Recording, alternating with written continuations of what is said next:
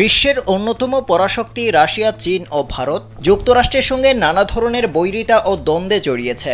সোমবার উত্তর চীনের তিয়ানজিনে অনুষ্ঠিত সাংহাই সহযোগিতা সংস্থার অনুষ্ঠানে আন্তর্জাতিক গণমাধ্যমের সামনে ঐক্যের প্রতিচ্ছবি দেখিয়েছে এই তিন দেশ। ভিডিওতে দেখা যায় ভারতের প্রধানমন্ত্রী নরেন্দ্র মোদী ও রাশিয়ার প্রেসিডেন্ট ভ্লাদিমির পুতিন লাল কার্পেটে হাত ধরে এগিয়ে যাচ্ছেন হাস্যোজ্জ্বল শি জিনপিংয়ের দিকে, যিনি তাদের স্বাগত জানানোর জন্য অপেক্ষা করছিলেন। এই ছবি নিয়ে সাউথ চায়না মর্নিং পোস্ট একটি প্রতিবেদন করেছে।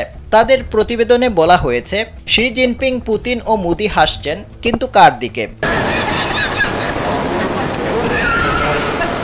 মূলত তিন নেতা একত্রিত হওয়ার সময় এক অনুবাদক পুতিনের কথার অনুবাদ শুরু করেন, আমরা তিন বন্ধু বলে।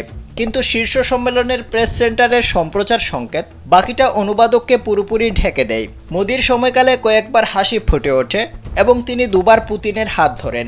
তবে তিন বিশ্বনেতা প্রযুক্তি উদ্ভাবন এবং কৃত্রিম বুদ্ধিমত্তার উপর অর্থনৈতিক সহযোগিতা, আঞ্চলিক নিরাপত্তা এবং টেকসই উন্নয়নের বিষয়ে কথা বলেছেন বলে জানা গেছে।